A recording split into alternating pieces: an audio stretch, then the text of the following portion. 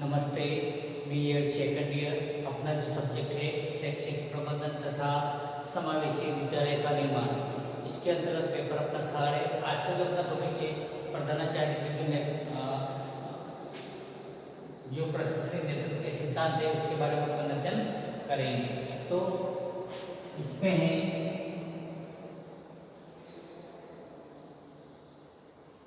प्रशासनिक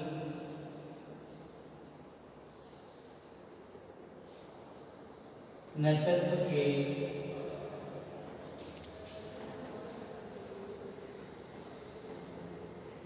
के सिद्धांत।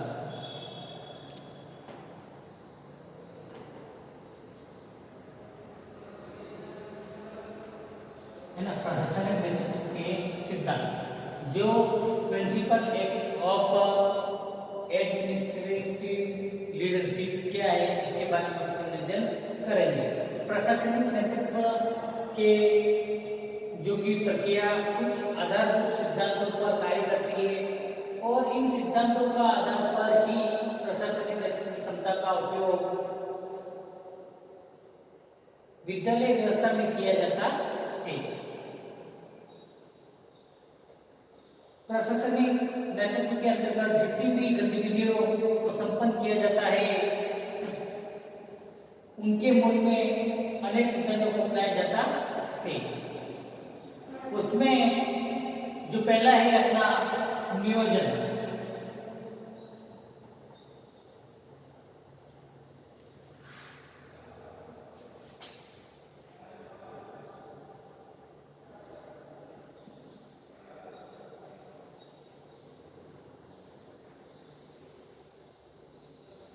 नियोजन प्रशासनिक नेतृत्व के जो सिद्धांत है इसमें अपना पहला है नियोजन।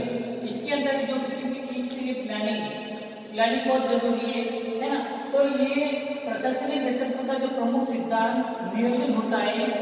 किसी भी कार्य को सुचारू रूप से चलाने के लिए या किसी भी व्यवस्था को बनाए रखने के लिए सबसे पहले प्लानिंग की जाती है। उस प्लानिंग के हिसाब से सारा काम मेंशन किया जाता है। इसी के अंतर्गत जो प्रधानाध्यापक द्वारा नेतृत्व करने के लिए जो विविध परिस्थितियों का विश्लेषण किया जाता है और नियोजन के अंतर्गत तो विभिन्न प्रकार की जो विद्यालय नीतियों का निर्माण किया जाता है।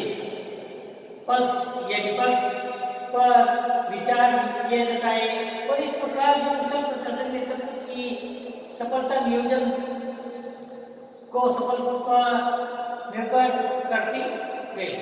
नियोजन के अभाव में सफल प्रशासनिक नेतृत्व की कल्पना नहीं की जा सकती है। इसलिए जो किसी भी कार्य को सुचारू रूप से पक्ष या विपक्ष किसी भी प्रकार का क्यों न हो तो एक प्लानिंग की जाती है। उस प्लानिंग के हिसाब से पूरा विद्यालय मेंशन होता है और मेंशन के हिसाब से सारे कार्य अच्छे से मैनेज कर पाते हैं।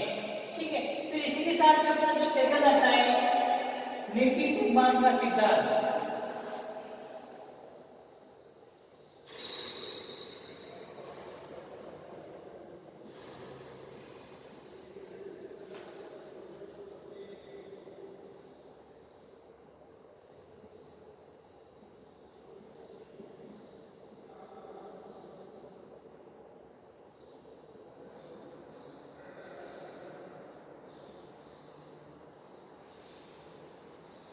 नीति निर्माण का सिद्धांत प्रिंसिपल ऑफ पॉलिसी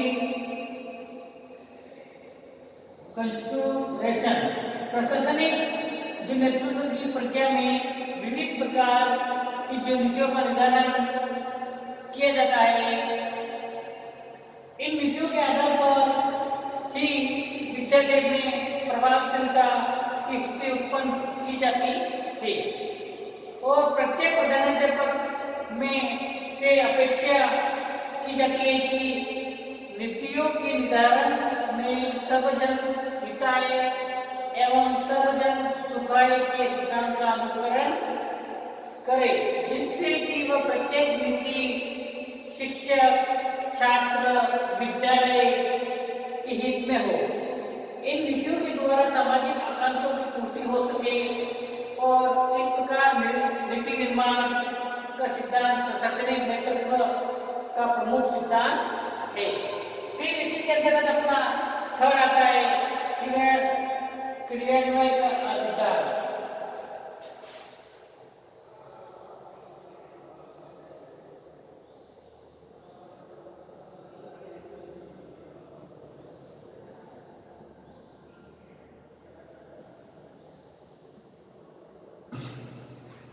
क्रियान्वय का सिद्धांत, इसके अंतर्गत जो क्रियान्वय के सिद्धांत की जो व्यवस्था करके प्रशासनिक नेतृत्व की जो क्षमता का विकास तीव्र गति से होता है। दूसरे शब्दों में विद्यालय के प्रधानाध्यापक को प्रत्येक नीति का निर्माण करने के साथ स्वयं उसके क्रियान्वय की व्यवस्था पर ध्यान देना चाहिए, है ना। तो यदि किसी नीति का क्रियान्वय उचित प्रकार से न हो सकता है तो उसके उद्देश्य की प्राप्ति भी नहीं की जा सकती है। इसी के साथ में न ही प्रशासनिक नेतृत्व को सफल माना जा सकता है और वर्तमान समय में जो सरकारी नीतियां का विद्यालय में असफल होना प्रशासनिक नेतृत्व की विफलता को सूचित करता है, क्योंकि क्रियान्वय के सिद्धांत का अनुकरण नहीं किया जाता है। फिर इसी के साथ में अपना फोर्थ आता है सहभागिता का सिद्धांत।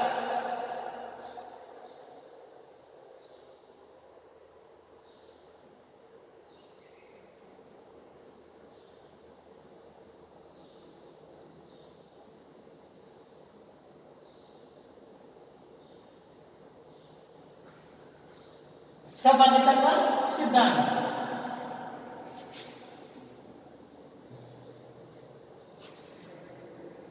इसमें जो सहभागिता जो प्रिंसिपल ऑफ पार्टिसिपेशन सामान्य रूप से ये देखा जा सकता है कि सहभागिता सिद्धांत के आधार पर ही प्रशासनिक नेतृत्व की स्थिति देखी जाती है। इसके अंतर्गत प्रशासनिक नेतृत्व में जो नीतियों के निर्धारण में सभी सहयोग प्रतिनिधि के आधार पर लिया जाता है और विद्यालयी व्यवस्था के कर्मचारियों की संख्या कम होने के कारण उनकी सहभागिता प्रत्यक्ष रूप से सुनिश्चित की जाती है। जब प्रत्येक शिक्षक, अभिभावक, सामुदायिक सहभागिता विद्यालय व्यवस्था के प्रशासनिक नेतृत्व में होती है और निश्चित ही रूप से विद्यालय प्रशासनिक नेतृत्व सफल होगा तथा विद्यालय की प्रभावशीलता में वृद्धि होगी। फिर इसी के साथ में नेक्स्ट अपना आता है समन्वय का सिद्धांत।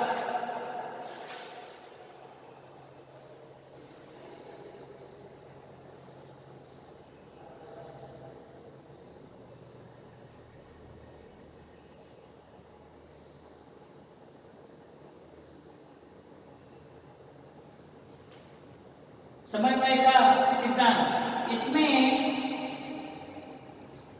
प्रिंसिपल ऑफ द कोऑर्डिनेशन जो प्रशासनिक नेतृत्व का प्रमुख आधारभूत सिद्धांत समन्वय है और जब तक विद्यालय प्रशासनिक व्यवस्था में प्रधानाध्यापक समन्वय दृष्टिकोण को नहीं अपनाया जाएगा तब तक वो प्रशासनिक नेतृत्व के उद्देश्य को प्राप्त नहीं कर सकता है।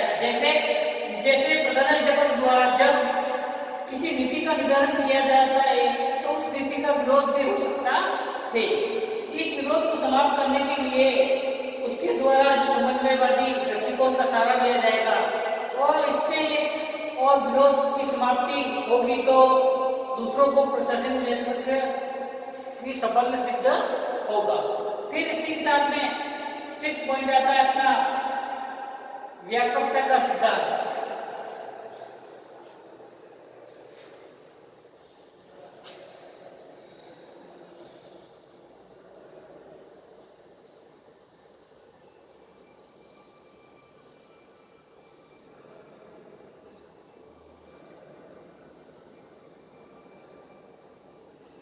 व्यापकता का सिद्धांत, इसके अंतर्गत जो बताया गया है कि अनेक स्तरों पर यह देखा जा सकता है कि विद्यालय प्रशासनिक नेतृत्व की क्षमता एक व्यक्ति में विद्वान होती है, परंतु उसका प्रभाव विभिन्न क्षेत्रों में होता है, जैसे प्रधानाध्यापक की जो नेतृत्व क्षमता या प्रशासनिक नेतृत्व के कारण विद्यालय का जो प्रत्येक कार्य सफल रूप में संचालित होता है और कक्षा कक्ष में प्रबंधन की स्थिति सर्वोत्तम होती है।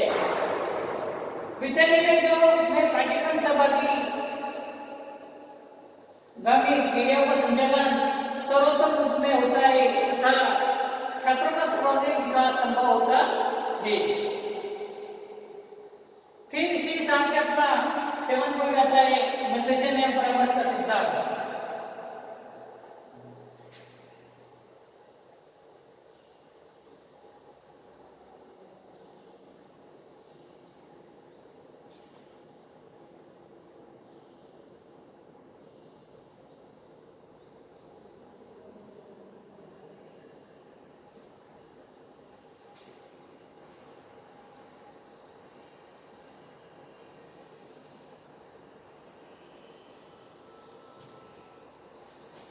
निर्देशन एवं परामर्श का सिद्धांत, इसमें जो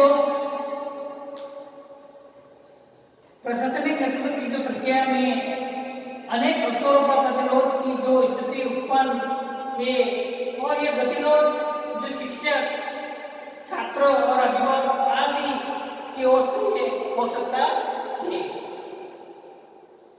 इस स्थिति में जो विद्यालय के प्रधानाध्यापक द्वारा जो निर्देशन एवं परामर्श की प्रक्रिया के माध्यम से दूर किया जाता है और इसके बाद जो व्यक्ति प्रधानाध्यापक या उसकी नीतियों का विरोध करते हैं तो उसके पक्ष में होते हैं और इस प्रकार निर्देशन एवं परामर्श की योग्यता के आधार पर प्रशासनिक नेतृत्व की क्षमता विकसित होती है। इसी के साथ में एक बन जाता है प्रबंधन का सिद्धांत।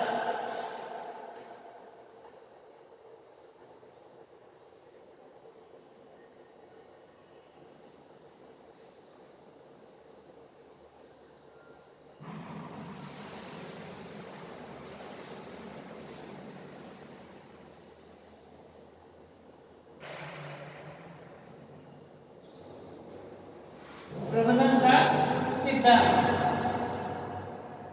प्रिंसिपल ऑफ द मैनेजमेंट, इसके अंतर्गत जो प्रशासन नेतृत्व की क्षमता के विकास हेतु शिक्षक में प्रबंधन योग्यता का होना आवश्यक है, क्योंकि प्रबंधन के सिद्धांत प्रशासनिक नेतृत्व से संबंधित होते हैं और प्रशासनिक नेतृत्व की जो प्रक्रिया में भौतिक मानवीय संसाधनों को प्रतिबिंबित किया जाता है।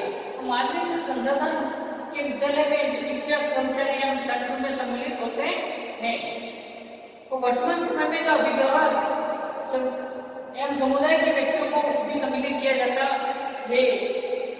इन सभी को उनकी रुचि, योग्यता अनुसार परिस्थितियों का उपलब्ध कराना प्रधानाध्यापक का दायित्व है, जो कि प्रबंधन योग्यता को से विकसित होता है और इसी प्रकार प्रशासनिक नेतृत्व में प्रमुख सिद्धांत के रूप में प्रबंधन के सिद्धांत को स्वीकार किया जाता है। फिर इसी के साथ में 9 जो पॉइंट आता है अपना संगठन का सिद्धांत।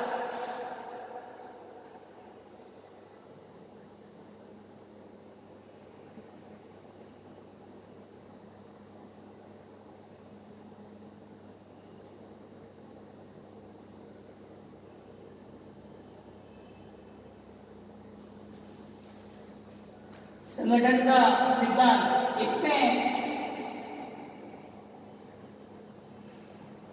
संगठन के सिद्धांत को प्रशासनिक नेतृत्व का सिद्धांत भी माना जाता है और अनेक अवसरों पर देखा जाता है कि विद्यालय के में जो सामान्य सामग्री एवं समान शिक्षकों की जो संख्या उपलब्ध होने पर कुछ विद्यालयों की जो प्रभावशीलता अधिक होती है और छात्रों का अधिगम स्तर अधिक होता है। इसके जो मूल उस विद्यालय के प्रधानाध्यापक द्वारा प्रत्येक भौतिक एवं मानवीय संसाधनों को संगठित करते हुए उपयोग में लाया जाता है और प्रत्येक जो सामग्री का सर्वोत्तम उपयोग तथा मानवीय संसाधनों की क्षमता का सर्वाधिक लाभ लिया जाता है। फिर इसके साथ में अपना नेक्स्ट जो पॉइंट आता है आदर्श व्यवहार का सिद्धांत।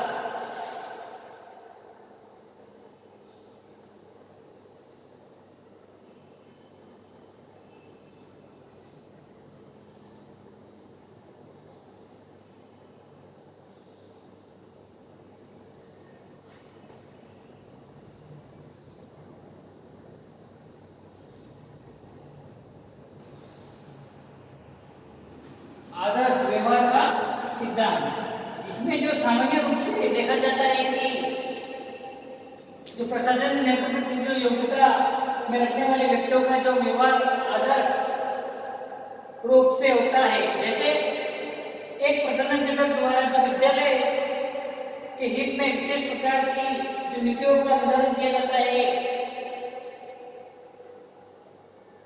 तथा सामुदायिक सहयोग के लिए प्रयास किया जाता है और उसको अपने व्यवहार में प्रथम नीतियों के अनुसार कार्य करने की जो आदत विकसित करनी होती अर्थात उसकी जो स्वयं नीतियों एवं नियमों का जो पालन करना होगा जिसको उसने निर्मित किया है।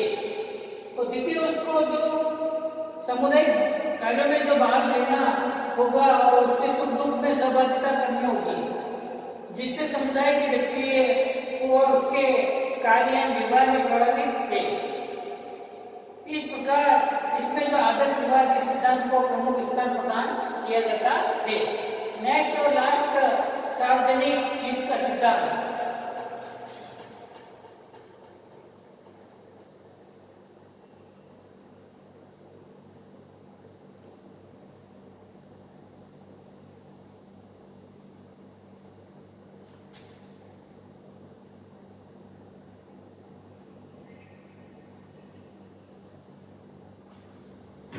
सार्वजनिक हित का सिद्धांत, इसमें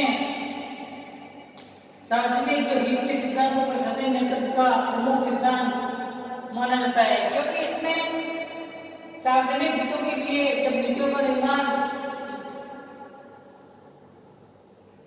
किया जाता है कार्य किया जाता है यह तथा जनता का विश्वास उत्पन्न होता है। जैसे एक प्रधानाध्यापक द्वारा अपनी जो नीतियां सिद्धांतों के आधार पर छात्रों के जो माता पिता को विद्यालय का सहयोग करने के लिए प्रेरित किया जाता है और शिक्षकों को शिक्षण करने की विविध विधियों के प्रयोग में लिए गए जो प्रेरित किया जाता है और छात्रों के लिए अधिक गतिविधियां उपलब्ध कराई जाती है।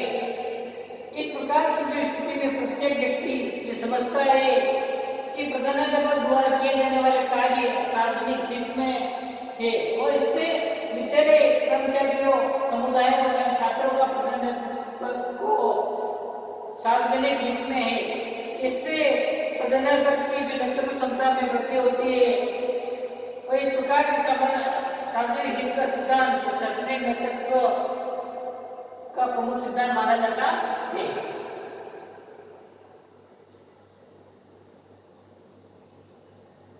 मानवीय विचारों एवं भावनाओं से संबंधित होते हुए और इन सिद्धांतों के आधार पर जो प्रशासनिक नेतृत्व की क्षमता में विकास संभव होता है। अतः एक शिक्षक को अपने कार्य एवं व्यवहार में उपयोग सिद्धांत को स्थान प्रदान करना चाहिए जिससे कि उसमें प्रशासनिक नेतृत्व की क्षमता का विकास हो।